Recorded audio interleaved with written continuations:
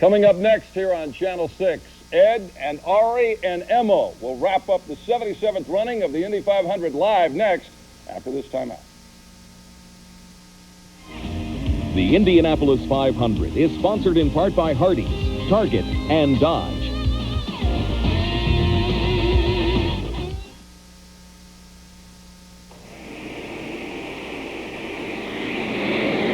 Indianapolis Power and Light wants to charge customers $900 million for their hostile takeover of PSI. If you think IP&L's hostile takeover charge of $900 million is outrageous, you have the power to stop it. Call 1-800-955-3839.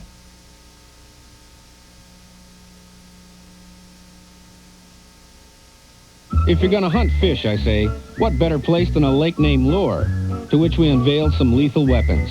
Andy's, a Popeil's pocket fisherman. Can it get any better than this, I say? Of course, that was before a 10-pound bass sniffing the old mill found Andy's net. But it doesn't matter who caught the biggest fish, as long as you end the day with an old Milwaukee. It doesn't get any better than this.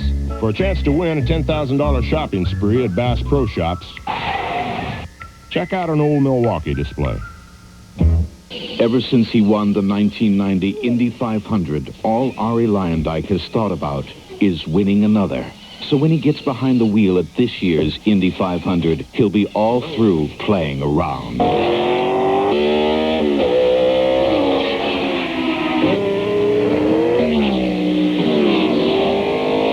This Sunday, watch Arie Luyendyk in the Target Scotch Video IndyCar make a serious run for the checkered flag. Indiana veterans remembered for their sacrifices at 11.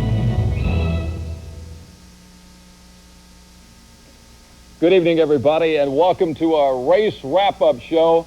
Ed Sorensen reporting live tonight from the studios of WRTV-6 in downtown Indianapolis, along with the guy who started today's 77th running of the 500 on the pole and almost ended up first, but finished second. All right, it was a great try, but Emerson Fittipaldi got you this time. Emerson got me, and, you know, I'm very happy for Emerson, but I wasn't really, at that moment, not too happy for myself, but I'll take second place any day, because we still had, you know, a good day considering we were running in sixth place with about 20 laps to go. Yeah, I took it from your comments in the media room after the race that you must have done, you didn't come out and say it, but you must have felt you did a pretty good job driving today, because you guys were trying to figure out how to get the car dialed in. I don't think you ever really did you? No, we really never had the car perfect, but, you know, we were in the same position. A lot of people were struggling, working on the setups to make the car work for today, because obviously the speeds were very low. I mean, yeah. 2:14 was the fastest lap of the race, and it was done when Emerson led the race 2 laps from the end with a clear track. Yeah. Let's go right now, live to Emerson Fittipaldi's home, the place where he stays during the month of May. And Emerson and his lovely wife, Teresa, are standing by. They've been partying and doing these interviews all night long. Thanks for staying up to do one more, Emmo. And Teresa and Emerson, first of all, congratulations on number two. Thank you very much. Thank you. Yeah, Teresa, you wore the double horseshoe earrings today, and I'm going to have Mika wear those next week. Well, she's not going to be able to buy because I bought all the collection. Emerson, what was the key to your win today? The patience and just hanging around until the end. What was the key? Well, I think we were consistent through the race, and like you said, I had to be a little patient when there was a heavy traffic. I could not get close to the car ahead of me. We lost all the downforce on the nose, but the end of the race, the car was running very strong, and I was able to put good laps, 30 laps to go. I mean, running really strong, and Arie was running very strong, and Nigel was running very strong, and I think that's was a very tough race. Emmo, look at your monitor there, and you can check out some of the video of you and your exploits today in the 77th running of the 500. And Arie, this came down to it, 3 or 4 car battle, and at the end there, he was just a little bit too strong. I'm not sure when this pass happened, but it didn't happen really towards the end when we were battling for the lead. The pass that we just saw that Emerson made on me, but as you can see, he's making quite a few passes here, and it looked, you know, I've said it all along that the Penske car is a very good car, and I thought they were going to be very strong today, and I proved that I was right. The Penske car, they build their own car, and I feel they have an advantage chassis-wise over the Lolas. Well, the Chevy C did a good job for you today, too, Emo, because of the top 8 finishers. You were the only one under Chevy power. Everybody else had the Ford Cosworth. But for you, that Penske Chevy C was definitely the right combination. Well, I think it was the right combination. You know, the engine was running strong, and you know, the whole team was doing a great job. I mean, every pit stop was good. We were always there. I mean, it was a great race. I think, you know, it was very good fun. The end of the race when I was dicing with Arie and Nigel, I think it was a great race. You know, Danny Sullivan told me once that once you win the Indianapolis 500, you just can't wait to do it again. Unfortunately for Sully, he's never been able to do that again, at least not yet.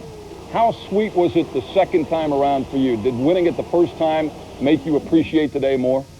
Well, I think you're right. I mean, I appreciate more the winning second time. I'm enjoying. We're having a great party here at the house, and it's really nice. Everybody was quiet so far. Teresa, let's get a couple of comments from you. How are you feeling tonight? We are all drinking a typical Brazilian drink called caipirinha. Yeah, I keep losing my voice too. I can see that. Hey, real quick, while you order up another round of caipirinhas or gardenias or whatever you said, Emma, I want you to take a listen to what Roger Penske had to say about you, Emerson Fittipaldi, the driver, shortly after today's race. Take a listen, then we'll get a comment. He's focused. He's certainly, to make that move on Mansell, he said that he was with Mario. I guess if you look at the tapes, he was actually locked wheels with Mario over in 2. He said that was probably the toughest part of the whole race when they were racing side by side there to try to get into that lead after that one restart. But again, you take my hat off to him. He's an outstanding driver, and he won that race for us today. I believe this was Penske's 9th win at Indy as an owner, and you've been a part of 2 of those, Emo, so this has got to be a wonderful team to work for, and tell us a little bit about your feelings about the guy you drive for. Well, I think there's no doubt about, you know, I know Roger for over 20 years of racing, and since I was involved in Formula One, and Roger was involved in his Formula One team in Europe in the mid-70s, we raced together, raced against each other, and I have a great respect for Roger, and he's a leader, and he got the Marlboro team, Penske, working well, and everybody else. I mean, he knows what he's doing. He's there to win, and we have to perform. And I think you know, it's a great team. I feel like the team Penske now is a family. It's not just a team. I mean, all the mechanics, the Nigel Bennett who designed the car. I mean, everybody. We work so well, close together. And the 3 weeks here in Indianapolis, it's always nice to have this time together with the team, to have this time working together. And now we go for the whole rest of the year. And it's great to work with Roger. Final comment for him, Arie? Well, you know, I congratulate Emerson today, and he did a fantastic job. He really put a lot of laps together at the end that were really good. And congratulations, Emerson. Next year is my turn. Thank you very much. And you made me very worried in the last yellow. I can tell you. Well, we still need to talk about that last yellow. Emo, Teresa, thank you, and thanks to Kevin Diamond and Susan Bradshaw and all the folks with Team Penske that helped us out during the month. Thank you, guys, and have a great summer. And as one of our producers, Betty Allen, pointed out just a moment ago, he won his first Indy 500, Emo did, as part of Patrick Racing. So he's won 1 for them and 1 for Penske. We're going to take a break right here, and when we come back, controversy abounds tonight, and it's coming from Dick Simon Racing. He'll join us live. Hey, Dick, we're over here, pal. And we'll talk with him and have more coming up next. He was looking at the TV set, wasn't he? Ever since he won the 1990 Indy 500, all Arie Luyendyk has thought about is winning another. So when he gets behind the wheel at this year's Indy 500, he'll be all through playing around.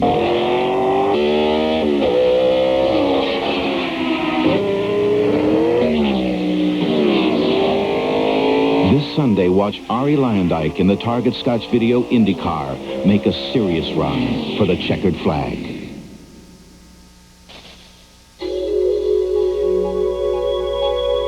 A truly sophisticated automobile can tell you a lot about itself.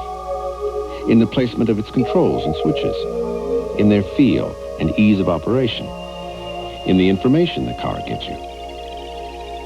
Every thoughtful detail of the Intrepid's instruments ensures that you'll never be in the dark. intrepid. This changes everything. In a taste test, Hardee's Fried Chicken beat KFC by almost 2-1. It's delicious. The only fried chicken I eat now. It's better than my wife makes. Oh, come on. Maybe that's why people just can't stop talking about it. It's good. Absolutely. Now get Hardee's fresh fried chicken.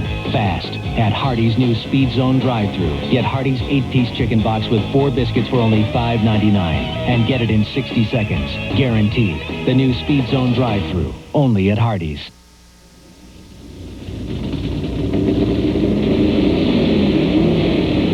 Southwest Airlines has 4 flights a day from Indianapolis to Chicago Midway. For a price that will stop you in your tracks.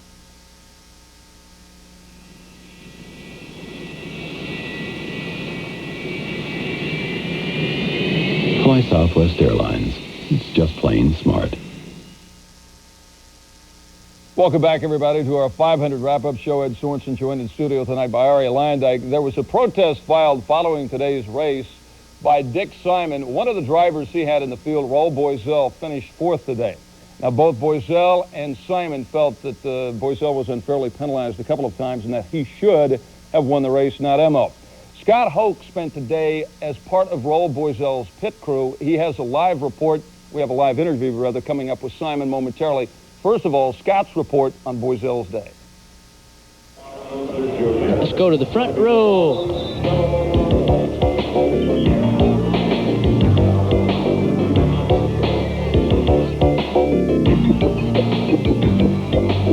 Ladies and gentlemen, start your engine.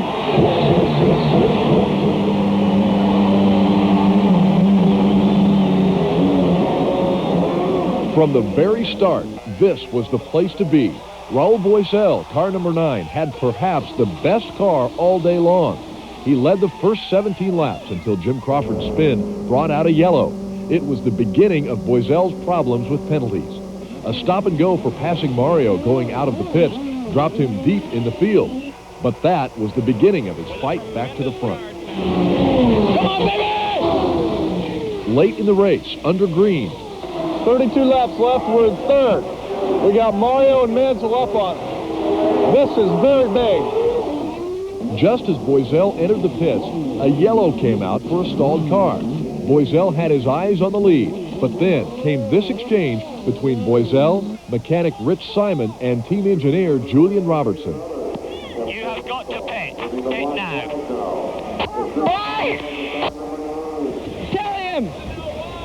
Tell him if he came in a closed pit. To use that guy and say you came in a closed pit. You must pit now.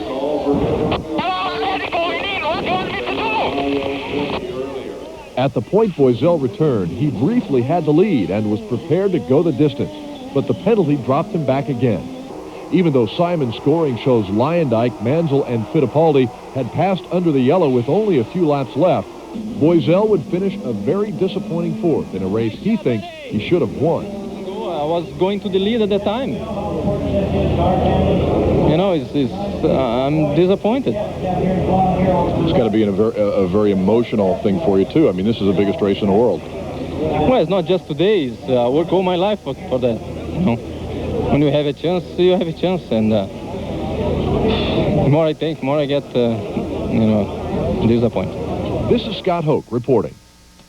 Thank you, Scott, and good job holding that hose, buddy. Now we want to go live to Dick Simon, the owner of that car. And Dick, please explain. I know this is very complicated, but what was the exact nature of the protest, and what word have you received from the officials about it? Well, actually, we didn't protest it. We discussed it with USAC. They're very honest and straightforward people, and it's almost like a call in a football game where, you know, you have the view of the camera afterwards. Their decision was made based on the fact that Stephen Gregoire, which was one of our other drivers, had a miscommunication that the pace car was saying go by as Teo Fabi was waved by. Our driver didn't go by, and the end result is it looked and appeared to the officials as though he was dropping back, when in fact Emo, Nigel, and Arie both passed, all of them passed around him, which is illegal actually. But in their interpretation, it appeared as though he was dropping back. And so the ruling at that time is that they did not pass illegally under the yellow. Our driver, Raul, of course, called in and said, what's going on? They're passing under the yellow, and we had been penalized already for 2 things. So we told Raul, don't move, just stay there. I'm sure the United States Auto Club will make them make a stop and go, and you'll be in the winner's circle. I'd like to congratulate Emo, because, in my opinion, when it's all over and done and said with, the real thing that counts is who's in the winner's circle. He earned it. We had some errors that happened in the race, whether they were our fault or Dick, not. I just want to interrupt you briefly, because we've got a piece of video that shows the incident you're talking about with Gregoire coming out of the pits. Now, Arie, what is your skew on this as we take a look at it? Well, as you can see at the video here, Nigel has just passed, Emerson passed Gregoire, and I come up alongside Gregoire, and I actually tell him, I waved to him to go forward, because what he didn't do, together with the other car, and I forgot who that was, because those 2 cars, Gregoire and the other car, were ahead of all of us. Those 2 cars, one of them was waved by the pace car. Gregoire, being a rookie, didn't get it. You know, he didn't get it that he should have passed the pace car. And then he got all confused and just let himself drop back. And I was trying to motion, you know, go by, and he just didn't get it. And then really what happened afterwards, I don't know. So I can see Dick's point where he says, well, we passed him, but he kind of let us pass. He shouldn't have been there in the first place, Gregoire. He should have passed the pace car. Your response, Dick? Do you know what I mean, Dick? Do you understand? Yes, what I I mean? know what you mean, Arie, and you know, as I was saying, it's one of those incidents where the rule is the rule. You actually passed, in fact, Stefan Gregoire, and Raul did not. He waited patiently until it went green, expecting you to be stopped. But in all honesty, you know, racing is racing, and you guys need to be congratulated. You took the bull by the horns and went for it. Raul was trying to be straightforward on it, and whether he's right or you're right doesn't matter. The race was the greatest race I've ever seen in the history of Indianapolis racing, and I'd like to compliment everybody on a fine race. We just happened to get caught up in a confused situation, and I honestly say that Raul drove the finest race I've seen him ever drive. Scotty Brayton also was running a very strong race, so from a standpoint of success, I think the Dick Simon team feels that we had a good race. Dick, well, certainly I can comment on Raul. I think that, you know, although I felt he squeezed me a little bit on the start there, I had to get on the brakes. He drove very well, and I personally felt that he had the strongest car today, and he looked the strongest today. I was expecting him to win, but I really didn't know what was going on with all the black flags and why. But to me, Raul was the guy who really should have won. Well, I want to thank you, Arie. You know, somebody said to me, what did you think had happened at the start of the race? And I said, well, Arie's a gentleman. He drove for us, and I have a lot of respect for him. And I told Raul, if you get at least a wheel's length or more on Arie, he'll be a gentleman, so go for it. And he did happen. Thanks. Well, I wasn't really a gentleman. I wanted to go through the first corner without hitting anything. I wanted to bring it home. Dick, thanks a lot for taking time, buddy. I'm sorry, but we got to take a break here and look at some more of the race coming up. Thank you so much, and congratulations on a fine effort today by your entire team. Thank you very much, and congratulations again to the guys that beat us. You did a hell of a job. Okay. Thanks. Dick Simon joining us live. We'll take a break here, and we'll be back maybe with some more backhanded compliments for you and some other stuff coming up. Well, you know, you got to tell the way it is. Right now, the numbers are talking at your Hoosier Olds family dealer. Now is the time to step up to Oldsmobile. With one price special editions of our most popular cars, all the popular options, one price. Hoosiers demand better, and the Hoosier Olds family now offers a one-price Cutlass Supreme, $15,995. This Supreme is loaded with the features Indiana asked for. Pure value at $15,995. Sales are up, and there's a reason. You can demand better today at your Hoosier Olds family dealer. Hey there, it's me, your old motor oil. Now, I know you haven't racked up a lot of miles since you put me on the job, but after 3 months of your short little trips, I'm worn out. Start and stop. I never even get warmed up. Your engine sweats more than I do. That's why I'm floating, and that isn't doing me or your car any good. So get into McQuick's Oil Lube and let them retire me and put in quality Quaker State oil. Take it from me, Quaker State is one tough motor oil. So before you have to fix it, McQuick's it. In 10 minutes, you're out of here. Welcome back, everybody, to our race wrap-up report here on Channel 6. Ed Sorensen joined in studio by Arie Luyendyk. Now, Nigel Mansell and Mario Andretti finished 3rd and 5th, respectively, for the Newman Haas team. A lot of people were very impressed by Mansell's finish today, being in his first time. Well, obviously he is with one of the best teams, but, you know, when the green flag fell today, he was on his own. I mean, he had to do it, and he did a fantastic job. It appeared to me that his car was handling very well, and he was really good in traffic a lot of times. I saw him make some moves, and I thought, you know, he's really working well. So, but on that last restart, I think the experience factor that he doesn't have on the ovals, you know, with the restarts, he was a little bit caught out on that. Okay, Ken Tomesh has more now on today through the eyes of Mario and Mansell. Between them, Mario Andretti and Nigel Mansell led 106 of the 200 laps of this Indy 500, but neither led the most important lap, the last one. The 18-second difference between first place and 10th left almost no room for error. A couple of small, late mistakes kept the Newman-Haas team out of victory lane. Mario's last tire change should have kept him on the cutting edge. Instead, it cut him back. You know, the setup of the car was like a knife's edge. You know, it was either right on or would just fall over this way or fall over that way. And you had to get just the right measure tires and everything, which we thought we had, but we obviously didn't work out for our last set. You know, for some reason or other, the set that was supposed to be our best set didn't really produce. Mansell took over the lead from Mario on lap 175, but then Lynn St. James stalled and brought out the yellow. That messed it up for me. It was a shame. If that yellow hadn't have come out, then chances are we might have won. I'm not making any excuses, but I just goofed up on a couple of them. The restart was one. I thought that I'd sort of got on the gas early enough and, you know, was going down the straight, and then all I see is and I'm thinking, you shouldn't do that. But they did, and that sent Mansell to third place, while Mario finished sixth, his best finish since 1989. It's been 24 years now since Mario Andretti's car number was atop the scoring pylon at the end of race day. And from what he told me after the race, his 25th shot may be his last. I'm thinking about it. Is it a tough decision to make? Nah, not really. Just right now, we're just concerned about the next race, I guess, and we'll worry about the future down the road. Make that decision about a month or so. Perhaps next year will be the charm for Mario, and Mansell may win this thing one day, but this day was not to be theirs. Ken Tomesh for Trackside 6.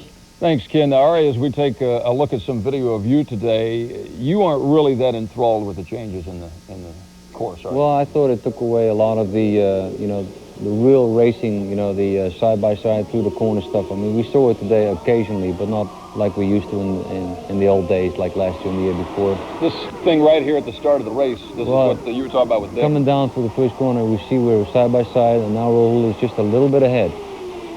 Just a little bit ahead, and here he just chops me. I mean, he just chops me right there. You had to hit the brakes there, right? I had to get on the brakes, not to cause an incident, and, you know, it's okay. I tried an outside move here on Nigel, which didn't work, and you see I drop back as we go through the turn. It was very hard racing in traffic today. It was extremely difficult.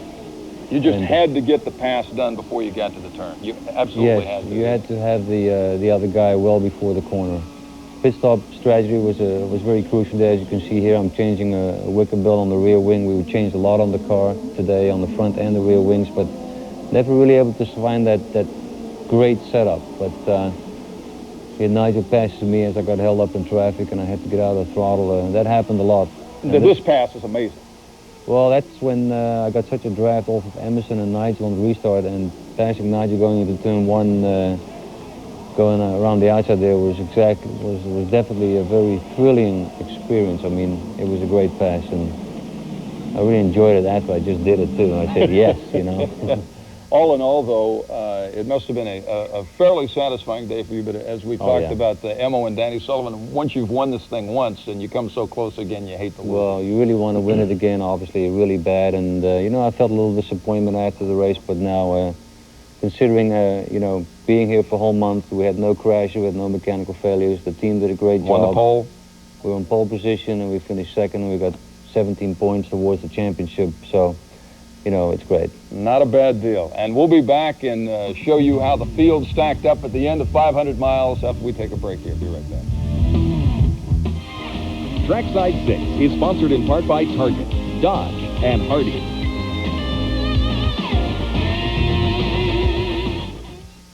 Also sponsored in part by Southwest Airlines. Fly Southwest Airlines. It's just plain smart. Ever since he won the 1990 Indy 500, all Arie Luyendyk has thought about is winning another. So when he gets behind the wheel at this year's Indy 500, he'll be all through playing around.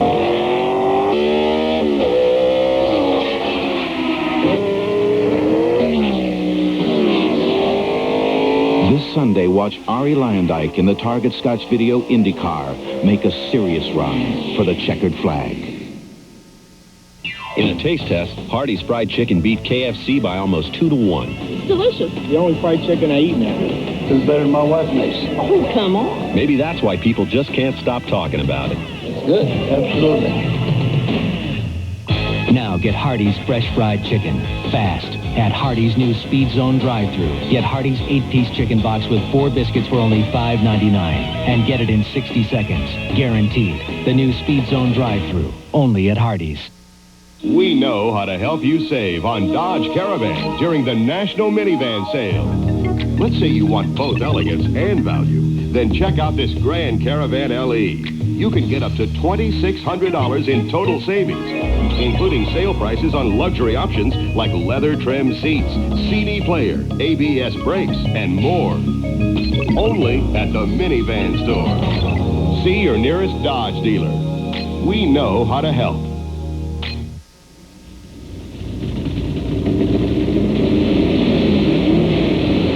Southwest Airlines has 4 flights a day from Indianapolis to Chicago Midway. For a price that will stop you in your tracks.